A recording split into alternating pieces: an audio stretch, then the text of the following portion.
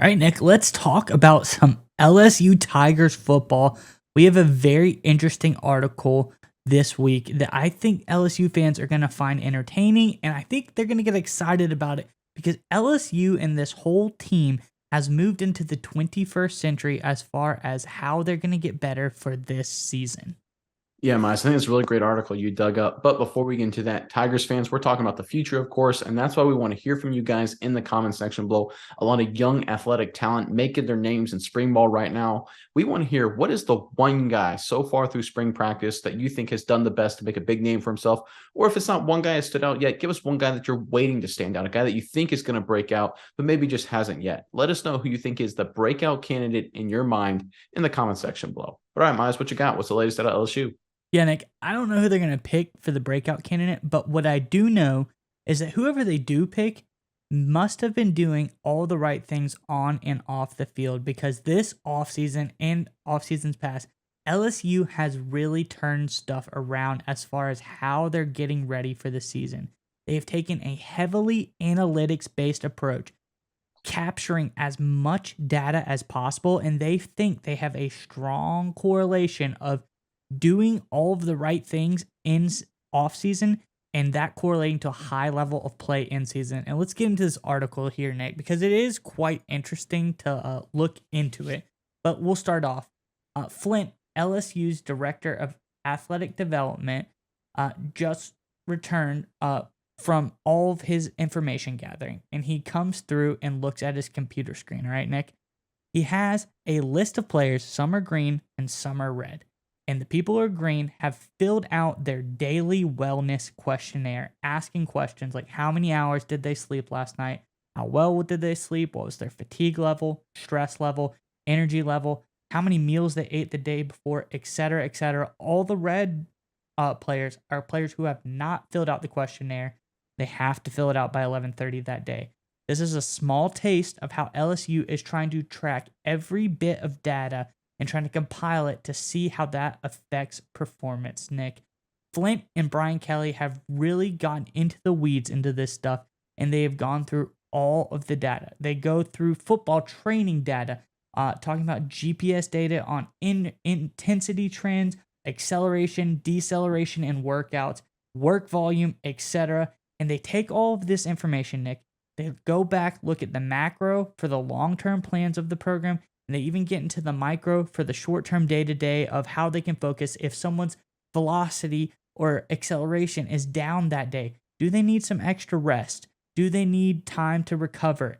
And they got to look at all of those things coupled with did they eat correctly the day before? They try to look at all that data and so they can show it to the players and be like, hey, this is why you're doing good or this is why you're underperforming. There's a lot more to get into, Nick, but before we get too much into it, I want to ask you, what do you think about this very high level analytical based approach by LSU?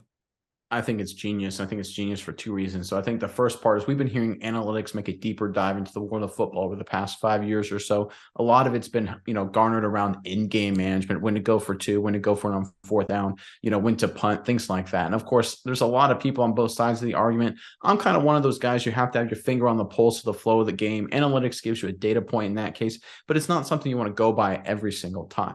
But I think LSU using analytics and data to drive decision making in terms of off the field, in terms of off seasons, into monitoring players' health, activity levels, what they're doing, how well they're doing it, I think is absolutely brilliant because that's the time where you can look at data and actually get enough information. Because one of the things about using analytics in game is that it's such a small sample size. Because one of the things about games, right, is there's one game and then that game ends and you have to start a completely new game. That's a whole brand new sample, right? We kind of look at data from that perspective. Oh, a bunch of games have been played, but really it's a bunch of discrete events. Every single Saturday is a standalone event. But practices and workouts and that kind of thing, they don't operate in that same way. It actually is a long run sample size, right? You have, if you're one of these kids in school right now, you have math class 40 times. You have the same math class at the same lecture hall. You go to the same weight room every single day, so on, go to the same cafeteria every single day. So you have the same event happening over and over and over again. You can sample it better. It gives you more data and allows the team to track that. And like you said, Miles, use that data to drive what their decision making should be in terms of strength, conditioning, performance, things like that. And number two, and I think this is actually really the big thing about this, is that getting this data in front of the players will kind of bring it to the front of their minds and actually get them to act on it. There are all kind of studies that show, Miles, when it comes to people losing weight, the best thing you can do is to start counting your calories. Not because you get better at counting calories and figuring out how much food you're eating and things like that, but just by bringing it to the forefront. You're like, oh, I'm counting calories. I need to put more attention and more effort into what I'm eating to make sure I eat better. It's not just the act of counting calories, it's the fact that you're doing it more out in the open and thinking about it more. By taking this data of how much you're sleeping, how hard you're working out, looking at other variables and presenting it to the players, that will bring it to the players' minds and like, oh, I need to go to bed earlier, or oh, I need to eat healthier, or do this or do that, and things like that, that they were not even really thinking about before. But now that it's presented right in front of them in terms of data, hard numbers they can understand, it will bring it to the front of their minds and allow them to act on it very quickly and effectively. So for those two reasons, Minds, that's kind of my long-winded response to your article there. I think this is a genius move by the LSU Tigers. I think will pay big dividends for them come the fall time. Yeah, Nick, I think it's crazy cool what they're doing. I think it's all very interesting. And they even go deeper, and if the article, it's on The Athletic, look it up. It's about LSU. But they even collect data on, whose locker is clean, who shows up to the meetings on time, who's parking in a handicap parking spot, Nick. They collect data on everything because the point of all of this is that Flint and Kelly truly believe if you do all of the right things all of the time, it is going to correlate to you doing better on the field.